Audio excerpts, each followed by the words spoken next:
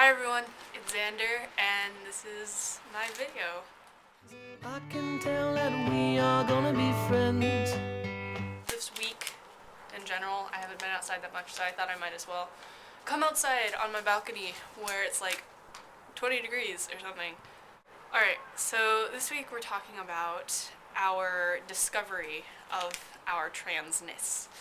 Basically, it's a little bit different than what people have heard generally.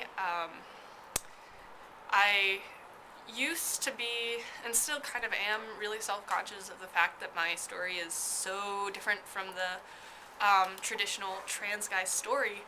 But I'm starting to kind of get used to it and realize that, whatever, I'm me, and that's that. So, I was really feminine as a kid. I wore dresses and had long hair for some amount of time before I shaved it all off.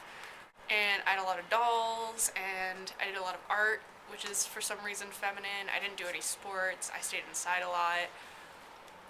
Basically exactly like I am right now, except for I don't have long hair and I don't really wear dresses on a regular basis. I do own a dress, but that's for my later career as the world's greatest drag queen of all time. Since I didn't go to school, I wasn't really exposed to a lot of social situations, so I didn't have a lot of chances to kind of experiment with my gender in a social situation. Being comfortable with the way that I was, being comfortable with being kind of feminine and, being who I was, I decided to kind of experiment with the social aspect online.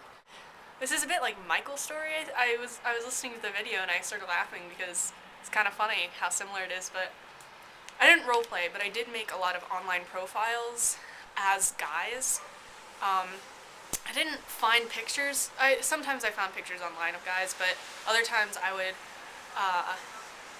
butch myself up, kind of, and take pictures that are very androgynous. Where I was just like had those weird poses, and you can see most of my face.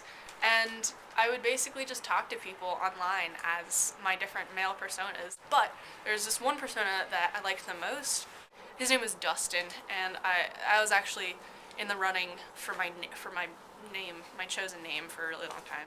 Dustin was the guy that I kind of identified with the most out of all of my profiles. I had been homeschooled my entire childhood, so finally I decided to go to middle school for my eighth grade year. Because I was being introduced to a new social situation, I felt really uncomfortable with myself, and I felt the need to over-feminize myself just so that I kind of fit in more, because I knew I wasn't going to be able to very well because of my social awkwardness.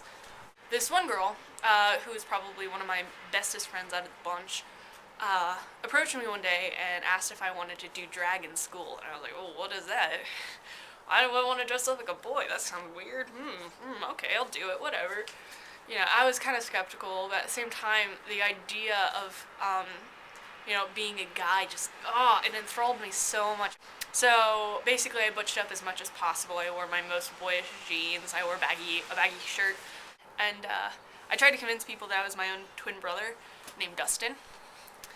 And that whole experience, despite the fact that no one bought it at all, just kind of like awakened me to the fact that I felt more like myself than I'd ever felt in my entire life as Dustin, and it was mind-blowing. And so basically I started kind of experimenting more, researching trans stuff, and I discovered this photographer on DeviantArt called, his name was Kai at the time, Kai Beernot, I think is what his name was. He's Joji Beernot now. And he was this femme trans guy, gorgeous. So he kind of helped me discover the whole community and helped me realize that to be a guy you didn't have to be like this crazy butch man with shaved head and big bulging muscles. Not that there's anything wrong with that, because there isn't. But it wasn't who I was, and that's who I felt like I had to be. So I went to high school, and my high school is wonderful. It's super, super open, very accepting, really just an amazing place. I am so lucky to be there. And I met a lot of really, really cool queer friends, and they kind of helped me get more comfortable. I got more masculine. I got more comfortable wearing less femme clothes. I cut my hair more. I got new glasses, and then I started binding and asking to be called Alex. So yeah, I came out to school, something that I actually kind of regret. I don't like the fact that I came out so early. I really wish I would have kind of stretched it out, experimented more, got more support.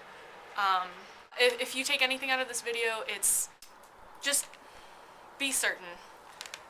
Be happy with who you are before you come out. Be excited to come out. Don't go into it with any sort of doubt whatsoever. Make sure you come out to people that you really trust first, and people who you know will support you first. I really hope some of you see this video and draw inspiration or confidence from it in some way, shape, or form, because I know that when I was coming out, I didn't have any guys to identify with at all, and I really hope that at least this video helps a little bit. So yeah, if you have any questions, leave them in the comment box. I'd love to answer them. Bye guys!